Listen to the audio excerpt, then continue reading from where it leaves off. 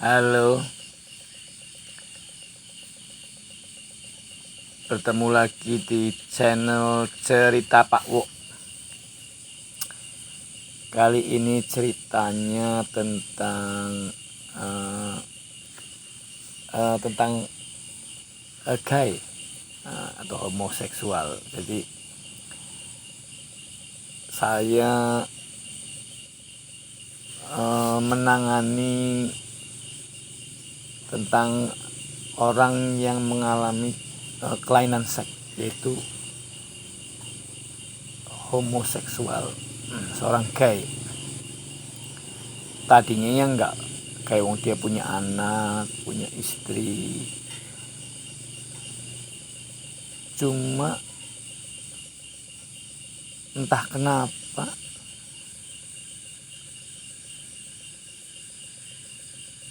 dia menjadi gay.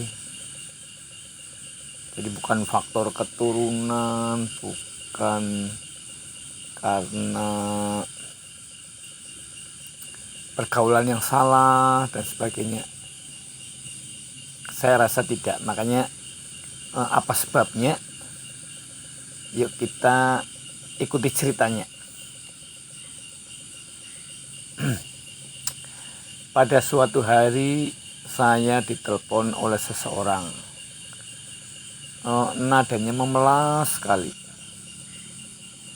Ya intinya dia ingin berkonsultasi lah, katanya ingin berkonsultasi, tapi dari nada bicaranya dia itu seperti perempuan merengek-rengek, intinya seperti itu loh. Jadi nadanya nada ya putus asa, ya pengen nangis, ya merengek-rengek, gimana ya, pokoknya intinya seolah-olah kayak orang merajuk gimana. Jadi cewek kalau lagi minta dibelas kasihani gimana ya, seperti itu. Dia menceritakan masalahnya, intinya seperti itu. Jadi ceritanya itu seperti ini. Dia kan sebagai aparatur negara, namanya juga aparatur negara, otomatis kadang-kadang ada bersinggungan dengan instansi lain. Nah, kadang-kadang pada suatu saat instansi mereka itu bertemu, karyawan-karyawannya atau pegawai-pegawainya bertemu. Kemudian di saat makan-makan itu dia didekati seseorang laki-laki. Laki-lakinya memang agak alay, kalau anak sekarang orang bilang itu agak alay gitu. Jadi agak kewanita-wanitaan, ya bukan kewanita-wanitaan, tapi intinya lemah lembut lah, intinya seperti itulah. Enggak kelihatan kayak misalkan waria, itu enggak, cuma agak lemah lembut lah, intinya seperti itu. Dia didekati oleh seseorang yang lemah lembut itu. Ya, kemudian saling tukar nomor HP. Selanjutnya ya sudah, tidak ada apa-apa yang terjadi, tidak hanya basa-basi, kemudian dah selesai, intinya seperti itu. Nah, kemudian beberapa hari kemudian si anak alay ini menghubungi WA, ya karena untuk basa-basi maka si aparatur ini kan otomatis membalas. Kemudian terus besoknya sering, hampir tiap hari itu si alay ini selalu WA, selalu menanyakan kabar dan sebagainya. Intinya di sela-sela kesibukannya, pokoknya malam, setiap malam pasti WA langsung, berarti chatting lah, dia pakainya bukan WA, Telegram katanya.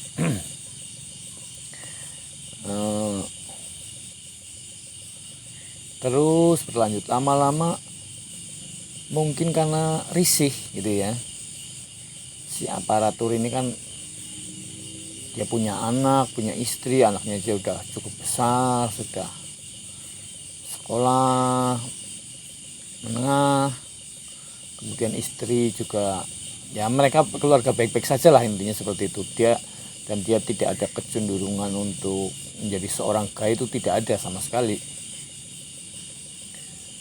Lama-lama kan risih karena kurang ajar, aku kan aparatur juga, aku itu kan punya anak, punya istri, aku itu bukan orang kelainan, intinya seperti itu kan. Lama-lama kan risih. Si alay ini malah ngajak ketemuan bolak-balik seperti itu. Akhirnya karena kesal, maka si aparatur ini, oke, besok kita ketemu di sana, di pinggir pantai. Setelah ketemu, si anak alay itu kan gembira banget ibaratnya, karena mungkin akhirnya ketemu lagi. Nah, mulai berbahasa-basi dan sebagainya. Ternyata salah. Si aparatur ini pengen menemui si anak alay itu hanya ingin menghajar si alay ini, karena banget kesalnya tiap hari diganggu, tiap hari di-chatting, dikoda dan sebagainya, karena merasa harga dirinya terusik, intinya seperti itu. Dan akhirnya si anak alay itu benar-benar dihajar hari itu, dalam arti yang sesungguhnya, benar-benar dihajar dalam arti yang sesungguhnya. Mukanya ya lebam-lebam, ya intinya benar-benar dihajar dalam arti sesungguhnya. Sudah itu selesai, si anak alay pun tidak melaporkan kejadian itu ke pihak berwenang misalkan, atau pihak berwajib, itu enggak. Sudah, masalah selesai. Si anak alay setelah itu pun tidak menghubungi lagi, karena benar-benar dihajar, benar-benar ibaratnya katanya setelah itu masuk rumah sakit itu waktu dihajar itu, karena memang benar-benar dihajarnya itu bukan asal ibaratnya ditempel yang 1 atau 2 kali, itu enggak, katanya benar-benar dihajar. Oke, cerita berlanjut. Setelah itu si anak alay ini tidak pernah menghubungi, tapi entah kenapa sebulan kemudian ada perasaan merasa bersalah, kangen dan sebagainya di si aparatur ini. Dia pertama merasa bersalah, makanya dia membuka pembicaraan dulu, membuka blokirnya dan sebagainya. Malah dia menghubungi duluan, intinya meminta maaf. Kemudian ya berlanjut, setelah beberapa hari mereka janjian untuk ketemu di rumahnya si alay ini. Karena merasa bersalah, maka si aparatur ini kan oke lah, kita ketemu di rumahnya. Nah, setelah bertemu itu entah siapa yang memulai, akhirnya terjadi hubungan saat itu juga. Jadi hari itu juga mulai terjadi hubungan. Nah, kemudian singkat cerita, setiap ada kesempatan, setiap ada waktu luang atau di luar jam kerja, setiap ada waktu dan tempat, ibaratnya mereka langsung bertemu, melampiaskan ibaratnya seperti itu. Dan anehnya, katanya ajaibnya adalah si aparatur ini sanggup, ini katanya sanggup dalam 2 hari, pernah libur katanya, dia nginep sengaja di rumah itu. Dalam 2 hari itu dia sanggup melakukan hubungan selama 17 kali dalam 2 hari itu. Padahal di rumah jangankan kok 3 kali apa sehari atau 2 kali, sehari sekali aja sama istrinya belum tentu. Aku ini dalam 2 hari itu dia bisa mampu untuk 17 kali berhubungan.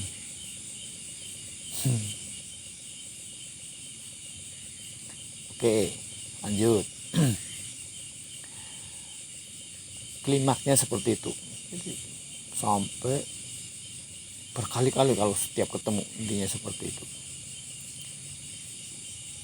Tapi lama kelamaan kan istrinya curiga karena mulai dingin pada istrinya. Kedua, nah ini entah karena teledor atau gimana, atau memang sudah saatnya, intinya seperti itu, ketahuan video-video syur mereka. Itulah itu awal bencananya di situ. Betapa murka si istrinya itu, karena dia merasa dipermalukan sekali, katanya dihinakan sekali, karena dia puluhan tahun menikah, kok suaminya baru kali ini ternyata doyan dengan laki-laki. Padahal dia kurang apa, padahal dia itu ibaratnya sudah mendampingi sampai anak mereka sekolah menengah, tidak pernah yang seperti itu, kok sekarang malah doyannya sama laki-laki. Itu membuat istrinya murka.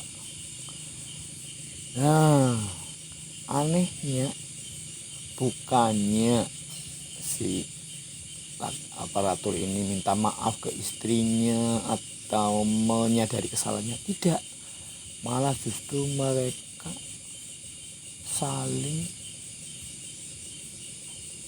menyerang dan memutuskan udah kita bercerai saja. Jadi malah nggak tobat, malah bercerai saja, memutuskan seperti itu. Akhirnya singkat cerita mereka berpisah, dalam arti berpisah rumah karena mereka sama-sama ibaratnya aparatur negara, dalam arti satunya PNS, makanya kan tidak semudah itu untuk bercerai. Nah, dalam pisahan itu si istri pun punya dendam juga, karena dia merasa dipermalukan juga. Udah mau cerai, tapi cerainya itu karena saingannya adalah laki-laki, seperti itu. Nah, dia akhirnya melaporkan ke atasan si laki-lakinya. Dari situ si laki-laki itu, si aparatur ini ke saya, pengen curhat, ini gimana ya, saya itu dilema, saya itu ingin menceraikan istri saya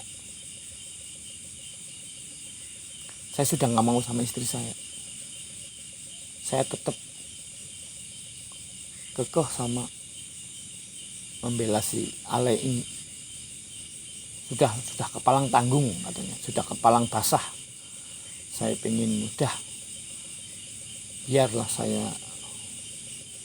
cerai, anak-anak nanti gampang. Tapi masalahnya ibunya kan ibaratnya sedih, nangis-nangis terus karena kok bisa anaknya malah berubah jadi seorang gay, ditambah-tambah sekarang mau cerai, ditambah-tambah mungkin akan ada sanksi. Nah kalau sampai dipecat, padahal dia kebanggaan keluarga, dan untuk mencapai pangkat seperti itu kan tidak mudah juga. Nah, dia meminta, sebenarnya dia itu tidak pengen sembuh, enggak. Dia telepon ke saya cuma hanya ingin meringankan beban, intinya pengen gimana, punya saya pengen bebannya itu berkurang lah, intinya dia hanya pengen curhat sebenarnya. Tapi saya mikir ini kalau ini pasti akan hancur, ini dalam arti karirnya pasti akan hancur, cerai juga, belum nanti penyakitan mungkin dan sebagainya. Karena seperti itu, hubungan seperti itu kan pasti ada resikonya dan sebagainya. Akhirnya saya menetapkan tarif, pokoknya saya meskipun kamu hanya minta curhat, tapi saya minta tarif, karena masalahmu itu berat, saya nggak mau dicurhati tapi hanya tangan kosong, ibaratnya seperti itu. Ya dia sanggup. Nah kemudian saya juga coba, saya lihat fotonya kamu kayak apa sebenarnya, kan selama ini kan hanya lewat telepon, karena dia kan kalau telepon itu nangis kayak wanita, kayak nangis kayak ya ampun, seperti cewek merengek-rengek ini.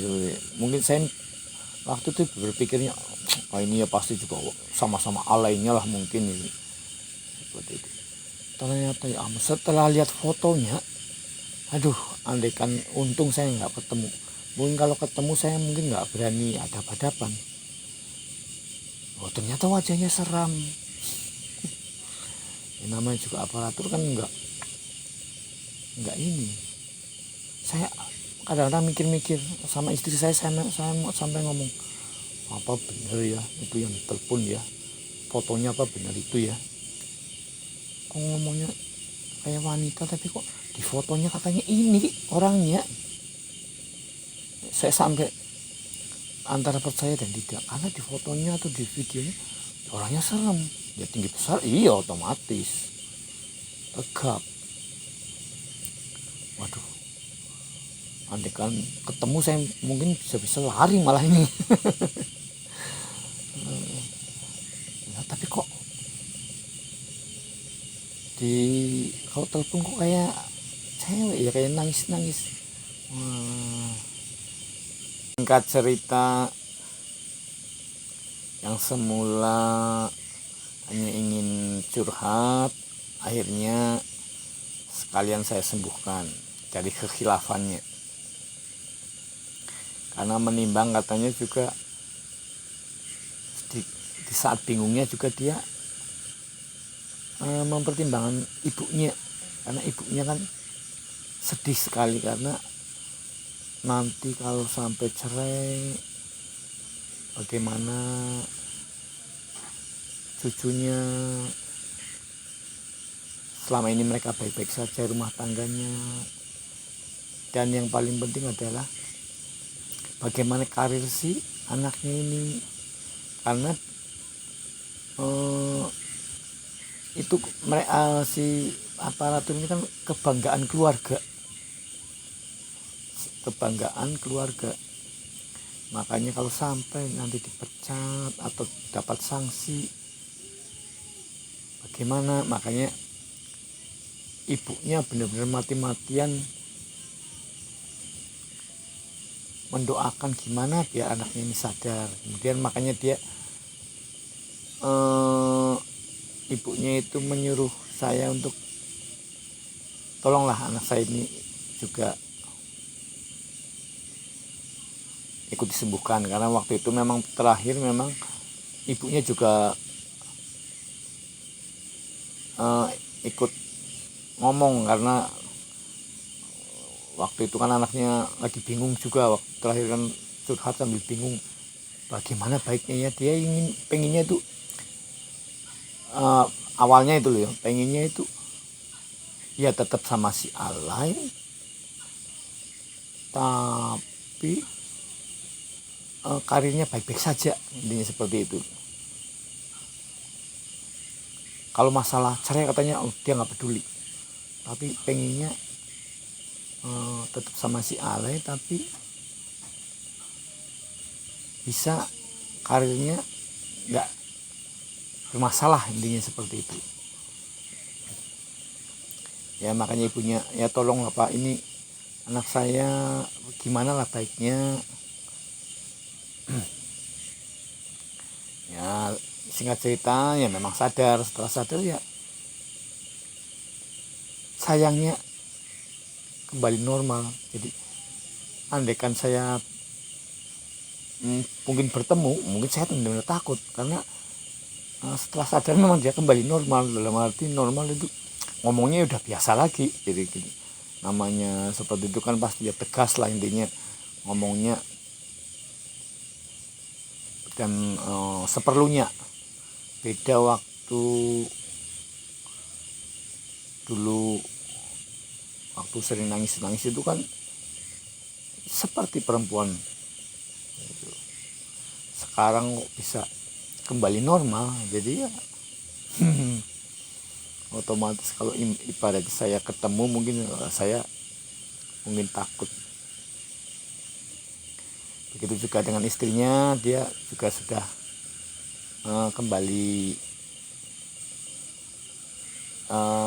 ya intinya gini, dibilang normal ya belum banget, tapi intinya memutuskan untuk status quo. Dalam arti status quo masih pisah rumah, tapi belum memutuskan untuk mengajukan cerai resmi, intinya seperti itu. Itu terakhir yang saya dengar seperti itu. Demikian cerita Pak Wok kali ini. Sampai jumpa di cerita-cerita selanjutnya.